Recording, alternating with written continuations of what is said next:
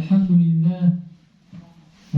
لله رب العالمين والعاقبة للمتقين ولا عدوان إلا على الظالمين والصلاة والسلام على سيدنا محمد وعلى آله وأصحابه أجمعين أما بعد السلام عليكم ورحمة الله وبركاته.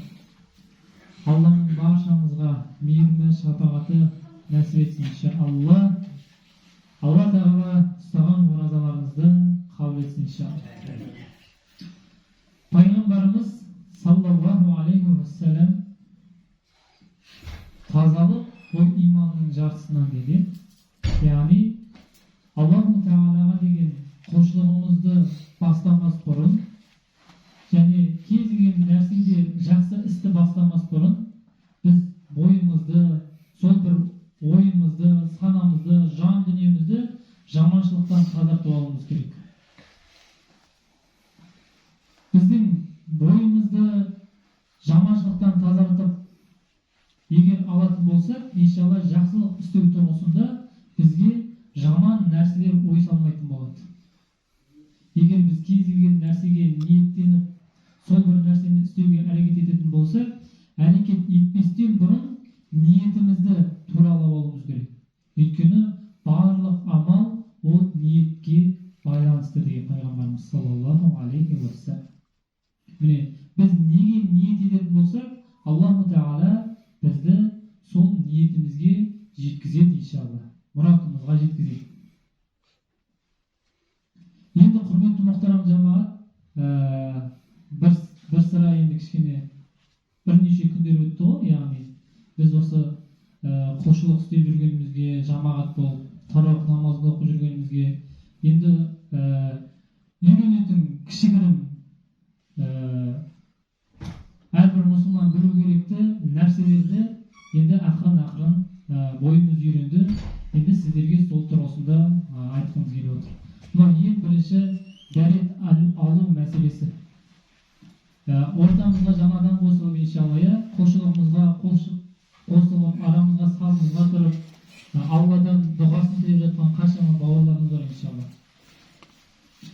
Осы намазға толыққанды дәретпен тұру, бұл парыз амалдардан. Яғни дәреттің негізгі 4 парызы бар.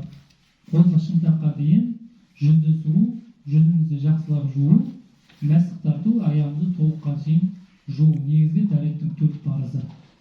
Қалғандары иншалла сүннет амалдарына кіреді. 3 реттен жуу, ең бірінші қолымызды жуу алу, мұрнымызға, аузымызға су жіберу, оның барлығы сүннет амалдар. Енді біз осы дәретті көп жігіттер былай түсініп жүр екен. Әжетханаға барып, әулет жерімізді тазалап жусақ, сол біздің дәрет алғанымызды түсінеді екен. Ол дәреттің парызына жататын амал емес. Ол намаз оқымасақ та, құлшылық етпесек те, біздің негізгі тазарту керек болған амалдарымыз әулет жерімізді тазарту, үлкен және кіші дәрет шығатын жерлерімізді, мұқтажымызды өтегеннен кейін тазарту. Ол әрбір мұсылманның кез келген уақытта істеуі керек тазалық тұрғысынан жүзеге асатын амалдар. Бірақ ол дәрет алуға жатпайды.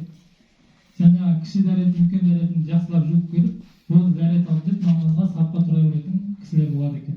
Міне, ол толыққанды дәретке жатпайды. Мүлдем толыққанды емес, мүлдем дәрет алуға жатпайды ол. Дәрет алуға жаңағы 4 шарты өтелгеннен кейін ғана сіздің бойыңызда толыққанды дәрет болады. Бисмилла деп қолыңызды шынтаққа шейін жақсылап 3 рет жуу, бисмилла деп жүзіңізді 3 рет жуу, бисмилла деп басыңызға мәсік тарту, бисмилла деп аяғыңызды толыққа шейін 3 рет жақсылап жуу. Міне, бұл толыққанды сіздің бойыңыздағы дәретті қалыптастыратын амалдардан иншалла. Міне, осы мәселелерді жақсылап қарауымыз керек. Одан кейін мынау жамағатымыздың арасында көп байқалып жатады. Біз енді басында бойымызды үйретіп алу үшін, кішкене сол нәрсені сезініп алу үшін ешқандай нәрсе айтпауға тырысамыз. Кейін ақырын оның жақсылығын, жақсы тұстарын айтуға ақырын насихаттай беретін боламыз. Мұны сапқа тұрған кезде бізде артық қимылдарды намаздан негізі жасауға болмайды. 3 қимылдан бір тұрыста 3 қимылдан артық қимыл істейтін болсак, онда биздин намазыбыз бузулат. Сондықтан да жаңа біз тіпті мынау соткамыз шырылдаған кезде кеше айтып жатыр, иә, салауат ағам дейді, сөндіріп соткың деп намаз оқыды. Ол намазды әрине білместік қой, білместік, иә.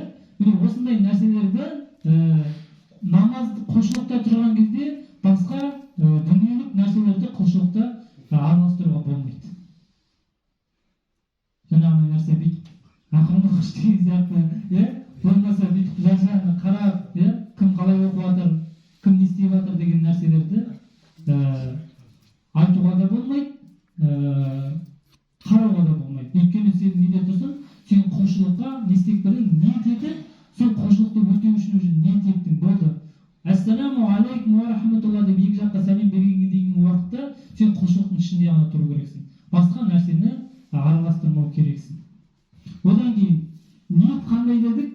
Ниет еттім Алла разылығы үшін, жүзімді қараттым қолаға, міне осы нәрсені өтемекке, осы құлшылықты ұйыдым, осы иманға деп ниет етесіздер ғой. Болды, одан кейін Фатиха сүресін оқу сіздерге міндет емес. Өйткені иман оқиды оны, сіздер ұйымшысыздар. Түсінікті ме? Сіздер ұйысыздар тек иманға, болды. Өйткені ниет етіп тұрсыздар сол иманға ұйуға. Ал имам ниет етіп тұр жамағатқа, еліне және әйеліне имамдыққа шығуға ниет етіп тұр, ол сондықтан да уақыт. Ал сіздер сол имамның істегенін істейсіздер. Тек не нәрсені айтасыздар?